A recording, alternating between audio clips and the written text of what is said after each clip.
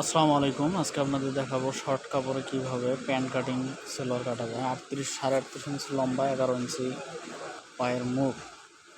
এখানে আমি 2 গজ পরিমাণ কাপড় নিয়েছি। আমার শর্ট কাপড়ে কিভাবে প্যান্ট কাটিং সেলোয়ার কাটবেন অত্যন্ত সহজ নিয়মে আজকে দেখানোর চেষ্টা করব। আপনারা ভিডিওটা না কেটে সম্পূর্ণ দেখবেন।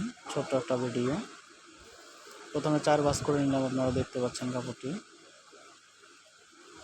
এভাবে আপনারা সুন্দর করে ভাঁজ করে নেবেন। ওপরে কাপড়টা সোজা করার জন্য দাগ দিয়ে নিলাম। এরপর আমি 1/2 ইঞ্চিতে একটা দাগ দিলাম, এটা হচ্ছিল সেলাইয়ের জন্য। আপনারা ঠিক এইভাবেই কাটবেন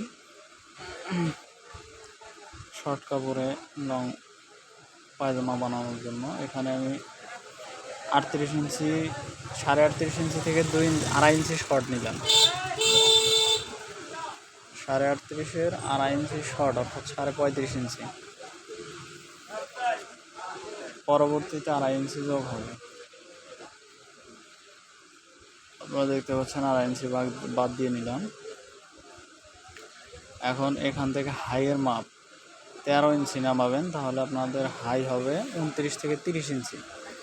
আপনারা লং এবং চেহারা অনুযায়ী হাই কম বেশি করে দিতে পারেন। 30 হচ্ছে হলো জেনারেল মাপ সবার জন্য হাই। আমি এটা 30, এখানে 2.5 ইঞ্চি বাদ দিবেন সাইডে। এখান থেকে 11 ইঞ্চি 5.5 আর প্লাস 1 ইঞ্চি 6.5 ইঞ্চিতে দাগ দিবেন।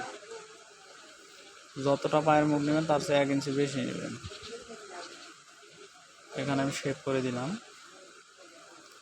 সুন্দরভাবে শেপ দিয়ে নেবেন।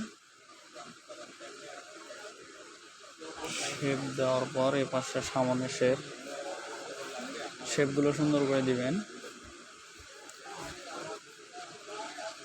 আশা করি ভিডিওটি একবার দিলে আপনারা দেখলেই শিখতে পারবেন।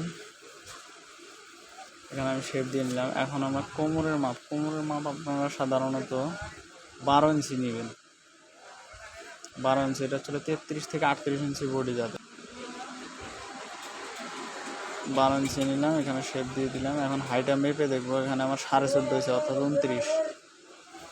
আমি 29 ইঞ্চি হাই নিচ্ছি। এখানে আপনারা 30 নিতে পারেন, 28 নিতে পারেন, চেহারা এবং হাইট অনুযায়ী নেবেন। এখন এখানে মাপ দিলাম। এখান থেকে রাবারের কাপড়টা বের করে নিব। যেহেতু কাপড় শর্ট, সেহেতু এই সাইড থেকে আমরা রাবারের কাপড় নিব। এখন আমি কাটিং করে দিব।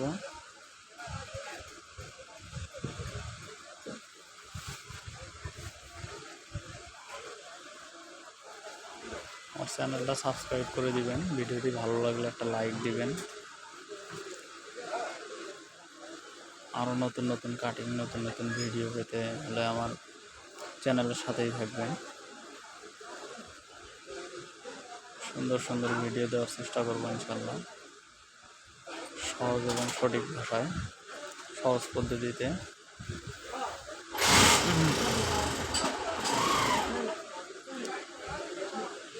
এভাবে কাটিং করে নিলাম।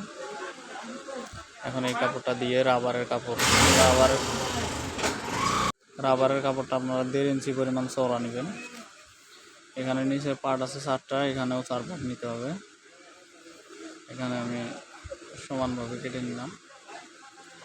1.5 ইঞ্চি 2 ইঞ্চি পরিমাণ আপনারা কাপড়টা নেবেন, এক্সট্রা কাপড়টা। আমি 2 ইঞ্চি পরিমাণ সোজা করে কেটে দিলাম।